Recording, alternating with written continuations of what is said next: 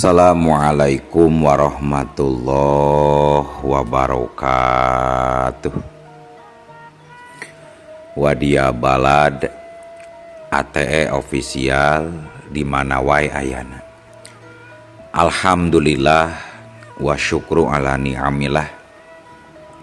Kalayan diwuwuh ku qobul anu maha agung, dibarengan ku pang ijabah anu maha kawasa. Diiring ku kadeudeuh kanyah Gusti anu maha suci. Urang ayeuna dugi kadanget ayeuna masih keneh tiasa ditepang dangukeun deui dina acara anu matuh kameumeut urang sadayana. Nyatana dina pagelaran dongeng Sunda jejer carita kasarung kamangsa kalarung.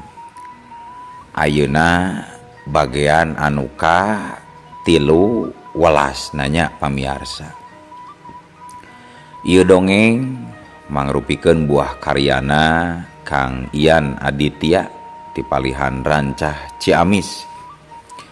Kangge Kang Ian ngahaturkeun rewu nuhun laksaketi kabingahan rehna parantos ngawidian mamang kangge medar ieu dongeng dina tepas ATE official ieu. Atuh sumangga kanu teu acan subscribe kantun subscribe heula.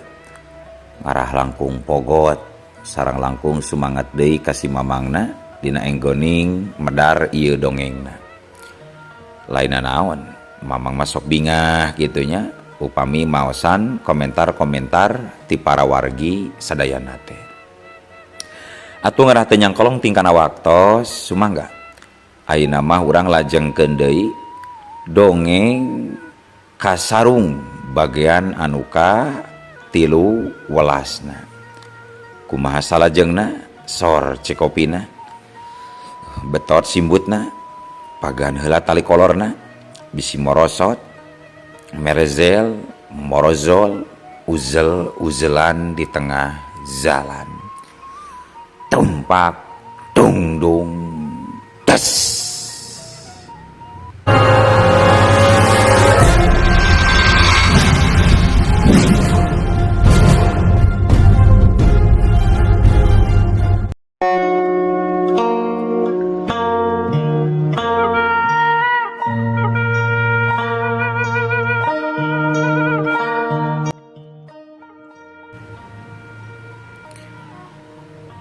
Harita Andika rek pisan ngalengkah, tapi kacidaruasna nalika dihareupeunana geus ngabedega saurang wanoja geulis make papakean hideung panjang. Dina sirahna katempo aya mahkuta manuk gagak. Buk eta awewe panjang nepi ka sametak-tak ngelebet katebakan ku angin. Eta awewe panonan nenjo seukeut pinuh ku amarah ka Andika. Eta awewe tayelian Nyilasmi. Nyilasmi bener-bener keur kacida ambekna ka Andika. Pikeun Andika teu bisa pajar kumaha. Iwalti ngagarwan buukna najan teu gatel. Dirina surti kana kayaan Nyilasmi harita. Dasar laki gombal, mata karanjang, tega pisan Kang, kitu pisan ka abdi, abdi hewa ka anjeun akang. Cek Nyilasmi. Andika ngarengha panjang, dina dadana numpuk rasa kaduhung anu jero. Nyi, akang rumasa salah, hampura. Tapi sing demi aletna, akang mah teu neundeun parasana naon ka Nyi Sinta. Akang ukur nyalametkeun supaya manehna teu kahantem ku serangan si Warokala Pengging. Geus cukup Andika, abdi nyaho sagalana. Anjeun pikir abdi teu ningali nalika anjeun mun sakitu leugeut najeng eta wanoja. Manehna leuwih geulis tibatan abdi. Anjeun jahat Kang Andika. Anjeun jahat. Nyantos atuh ari teu percanten mah hampurannya akang. Walon Andika bari ngaleos sababna pamikiranna eueuh hartina mun kudu pasea jeung wanoja anu keur timburu model kitu. Dina jero pikir Andika aya nu leuwih penting nyaeta maluruh Syekh Khomeini supaya dirina bisa sagancangna bisa balik ka dunia asalna. Pikeun Nyi Lasmi nalika nenjo sikep Andika siga kitu kayana malah beuki ambek. Dasar laki daguan reka mana Kang, abdi can rengse nyarios. Kitu ceuk Nyi Lasmi bari nahan piceurikeun. Naon deui anu kudu ku akang dilakukeun atuh supaya Nyai percaya. Nyi Lasmi neuteup ka Andika tuluy nyarita tanpa ragu. Akang kudu maehan diri akang sorangan. Hade lamun eta nu ku anjeun dipikahayang. Tapi punten saurkeun pesen ti akang ka Kanjeng Prabu Indralaya yen akang gugur dina peperangan ngalawan Warokala Pengging. Saenggeus kitu tanpa ragu-ragu deui Andika loncat kana gawir nu aya di sisi basisir. Padahal di handapeun eta gawir teh rentul ku batu karang. Resikona tangtu Andika moal salamet lamun seug awakna ninggang kana taringgulna batu karang. Nyi Lasmi teu nyangka sacongobuk oge lamun Andika bakal ngalakukeun eta. Padahal maksudna ngan rek nguji kasatian hate Andika. Nyi Lasmi ngacerit lumpat ka sisi gawir. Tapi hanjakal Andika geus teu katempo baju-bajuna acan. Kang, hampura abdi Kang. Ari sugan akang moal nekat gitu. Abdi mah taya niat aya ngabinasakeun akang. Kitu sote abdi mah alim kalengitan akang. Nyi Lasmi ceurik satakarna. Hatena ngarasa kaduhung nepi ka nyumpahan dirina sorangan bari nyarande dina batu karang. Sanggeus lila ceurikna mahena nenjo ka dasar jungkrang. Breh didinya katempo aya hiji jirim anu keur ngagoler teu usik-usik. Nenjo kitu hate Nyi Lasmi beuki peurih. Makana tanpa mikir panjang deui Nyi Lasmi tuluy turun ngalayang ka dasar jungkrang.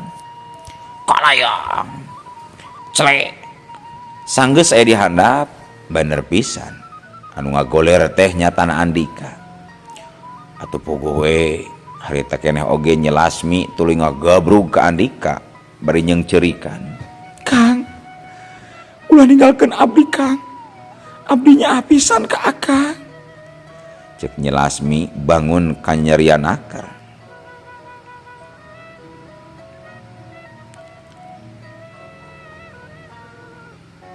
Leres kitu Nyai. Padahal tadi Nyai nita nalasan pati ka akang. Sapada harita gebeg Nyi Lasmi jadi kaget sabab tetela dirina katipeng lantaran Andika ngan ukur akon-akon wungkul. Kalayan teu antaparah deui kerak kulit beuheung Andika dijembel satarikna bari ku kulutus. Kurang ajar. Dasar gombal rasakeun ieu. Andika ukur seuri bari nahan rasa nyeri. Sedengkeun Nyi Lasmi tuluy nangkep sapageuna ka Andika. Para wargi sadayana. Angin di handapeun jungkrang niup tarik. Manuk walet pating sareot bari recet ngapung di sela-sela batu karang. Andika masih nangkep pageuh ka Nyi Lasmi. Dina hatena aya rasa kanyaah anu leuwih jero tibatan kawaronja sejen anu kungsi di pikawanohna. Harita Andika ngusap Nyi Lasmi bari neuteup manisna si wanoja hideung santen. Dina sajero ningker kitu kadenge Nyi Lasmi cumarita. Kang, ari akang ayeuna bade teras ka mana deui Kang? Akang rek maluruh Syekh Ali Khomeini numutkeun pituduh anjeunna aya di alam jin nagri Niskala cenah. Nyai terang teu? Abdi teu terang Kang. Asa nembe ngadanguna oge. Sok sanaos aya di alam jin dan nya kitu sami we di alam jin oge lega Kang. Waduh, kumaha atuh nyi? Akang asa bingung kieu ya. Tapi tiasa teu Nyai ngabantos akang supaya akang tiasa ngambah ke alam jin. Mangga tiasa pisan Kang. Ku abdi akang bakal dibantos. Nya hatur nuhun we sateu acana. Akang jadi regreg. Kajabi ti eta akang ngarasa bunga. Sabab salira bakal salawasna katingali ku akang. Cek Andika bari seuri pinuh harti. Dasar gombal. Walon Nyi Lasmi dibarungku imut kareueutna.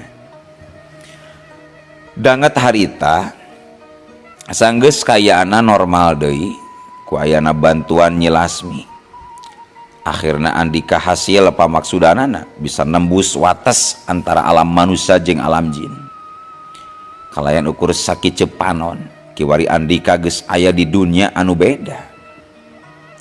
Andika nangtung di hiji wates sedangkeun Nyi Lasmi teu jauh di sagigireunana. Satuluyna duana ngalengkah leumpang nuturkeun rasa hate jeung pirasatna. Pamiarsa kaum dangu anu mika cinta kana dongeng Cunda. Cag urang tunda heula lalampahan dua nonoman anu keur aya di alam jin.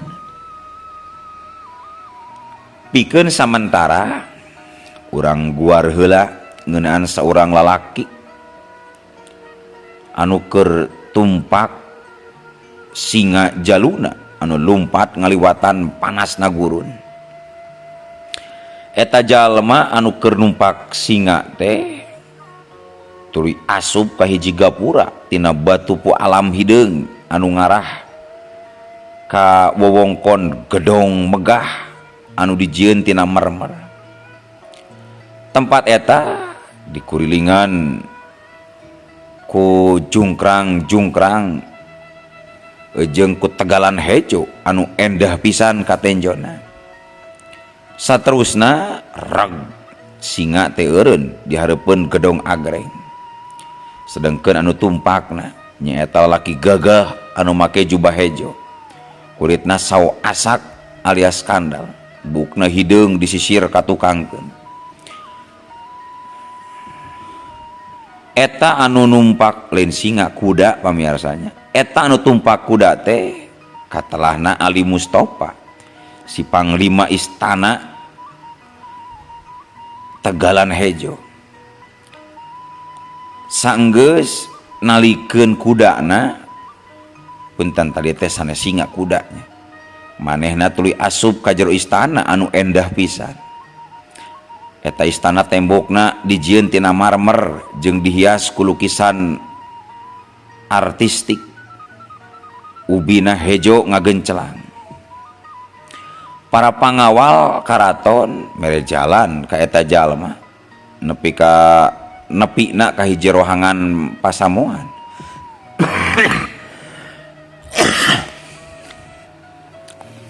Didinya manehna panggih jeung saurang ratu nu kacida geulisna. Eta ratu make papakean sutra hejo dihias ku emas sarta sirahna dimahkuta ku batu permata hejo. Eta ratu nu katelahna Ratu Asparini anu keur linggih dina singgasanana. Nalika Panglima Ali Mustofa geus datang dihareupeun sang ratu, maka harita keneh Panglima Ali Mustofa ngebrehkeun rasa hormatna anu jero ka sang ratu. Kanjeng Ratu, sateu acan abdi ngaturkeun sembah pangabaktos sareng hormat ka Sri Ratu. Sang ratu imut, sorot panonna tenang tapi pinuh ku kahariwang. Hatur nuhun Panglima Ali. Mudah-mudahan poe ieu aya beja nu hade ngeunaan musafir di gurun beureum. Ali Mustofa luk tungkul sorana rada handap. Nedasi hapunten Kanjeng Ratu. Dugi ka waktos ayeuna musafir di gurun beureum teh tacan aya laratanana.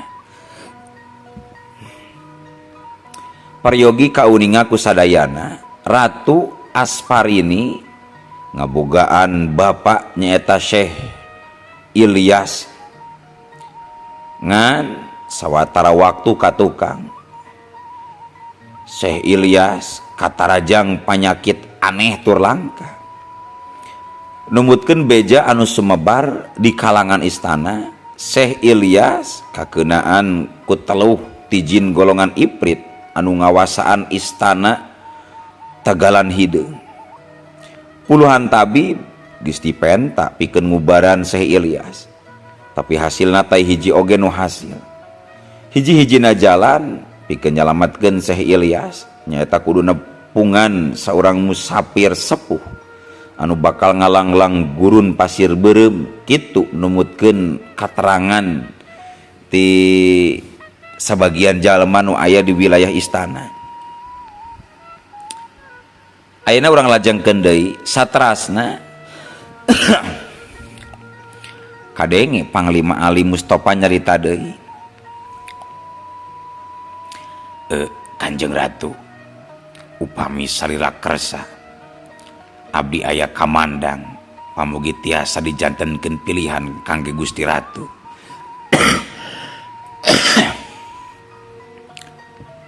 Kamandang naon? Nah aya tabib leuwih sakti. Leres Kanjeng Ratu. Numutkeun warta anjeunna gaduh pusaka nu tiasa nyerep kakuatan ilmu hideung. Sorot panon Ratu Asparini dumadakan ngempur ku harapan nalika Panglima Ali Mustofa nyarita kitu teh. Saha ngaranna? Cek Sang Ratu. Upami telepat mah nami eta tabib teh Ki Permana. Asalna ti alam manusia ti Nusa Panjalu. Oh, lamun kitu. Gerak kirim utusan pikeun nepungan eta tabib Permana. Mangga Gusti Ratu. Abdi bakal saenggalna ngutus salah saurang abdi istana supados tuang rama tiasa enggal didadongan deui Gusti Ratu. Sang Ratu ngan saukur unggek tanda satuju kana rencana ti Panglima Ali Mustofa. Sarengsena paguneman Panglima Ali Mustofa tuluy ngutus saurang laki ngora make papakean sing sarwa hejo panona sipit buukna panjang dina pada eta ku kasaktiana ukur sakicepeun lalaki utusan ti karaton teh geus aya di Situ Panjalu. Sanggeus aya di Situ Panjalu eta jin teh matana mencrong ka hiji nusa nu aya di tengah situ anu pinuh ku kakayon gede tur ieu. Tidinya kulebur katenjo ratusan malah marebuan kalau ngagarantung nu sajen pating gedeber dina unggal dahan. Nambahan rasa keung nyimbutan eta tempat. Tenangna cai situ wanci peuting harita katempo biru kasorot ku cahaya bulan sapasi.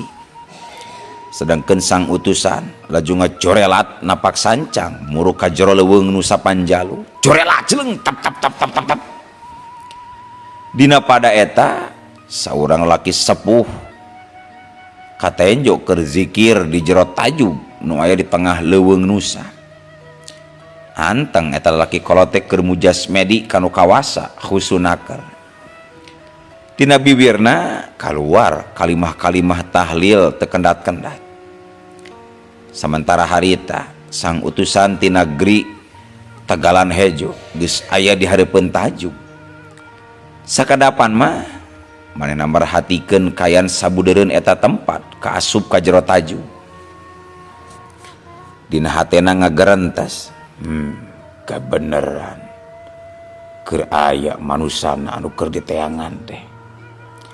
Hayang nyaho ku aing rek tuluy disampeurkeun Sanggeus ngagerandeng kitu manehna tuluy ngalengkah lempang maksudna rek uruk salam, tapi karek oge salengkah kebeg teh si Aki nu aya di jero tajuk teh geus eueuh di tempatna. Atuh bogowe kanyataan eta ngajadikeun dirina jadi heran. Tetela ilmu manusia bisa ngelehkeun makhluk seperti aing.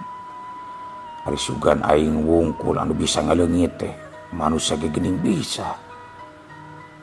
Acan oge leungit rasa kakagetna, ujug-ujug ditukangeun eta utusan aya nu uluk salam.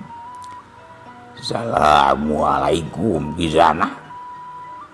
Aya geberluan naon nepi ka kerja rumpaheun ka tempat Aki. Eta wangan jaugur ka sasar wungkul di nu ieu. Dibarung ku rasa kaget. Si utusan tuluy ngaliuk, "Tetela, bener pisan barang diliuk teh si Aki geus aya di tukangeunana." Waalaikumsalam.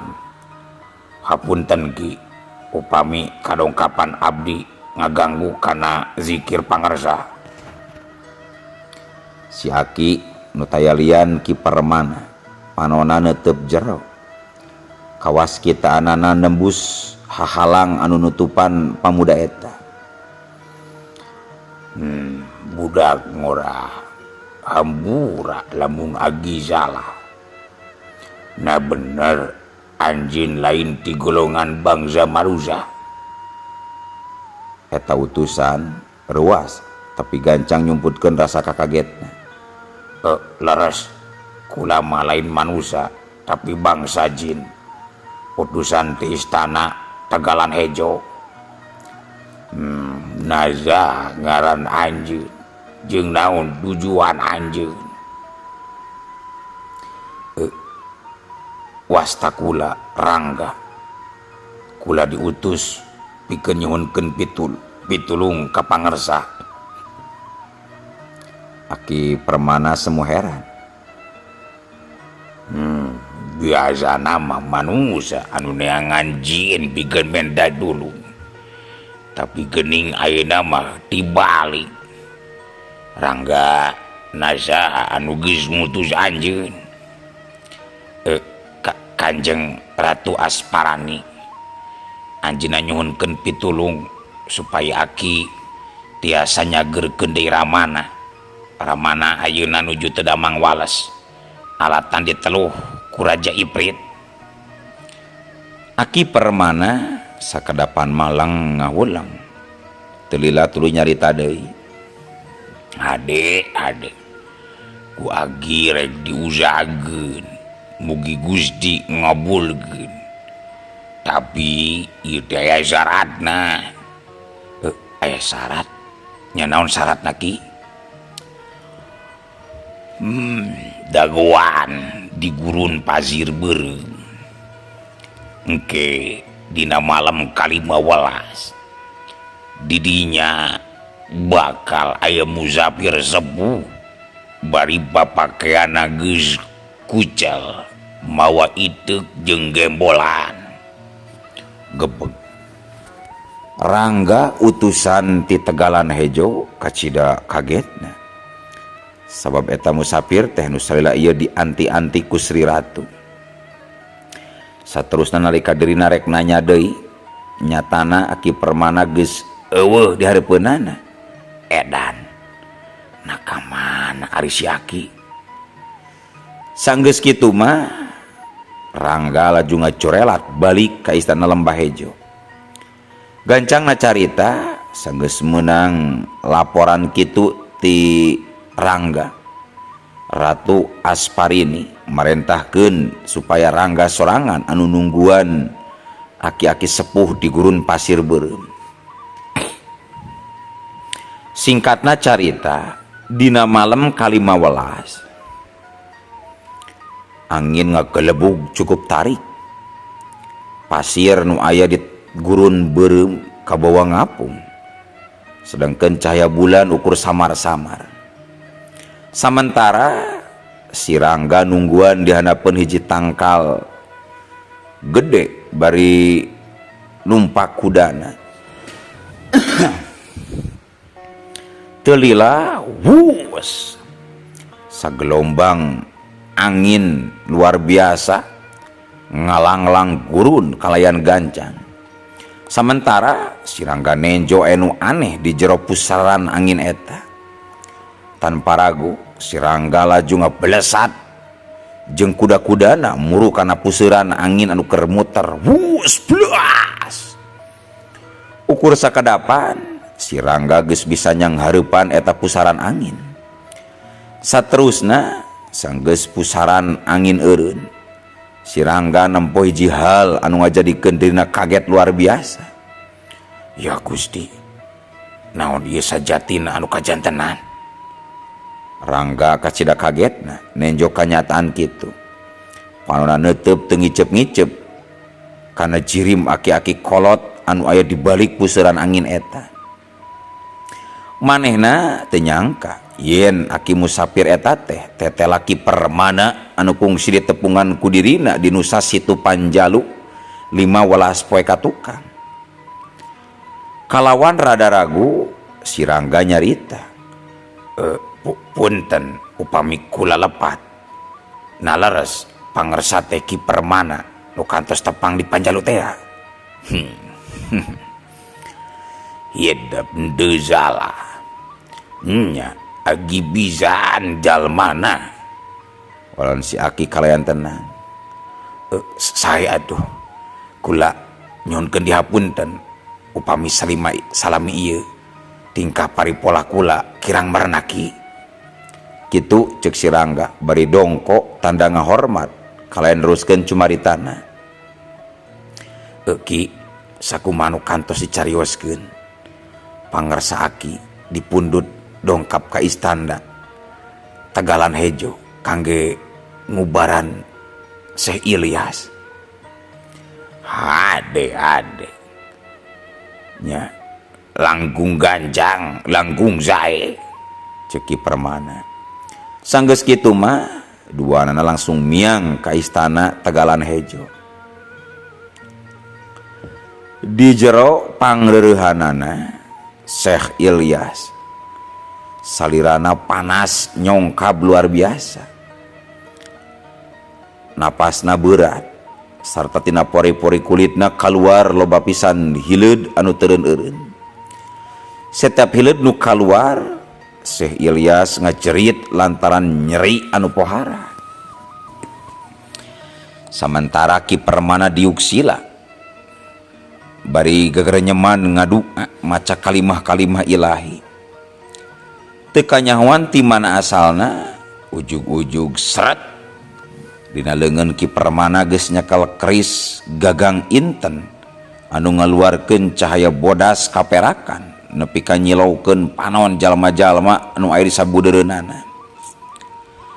Ku kakuatan gaibna keris inten ngalayang ngurilingan awak Syekh Ilyas tina sirah nepi kana sampean.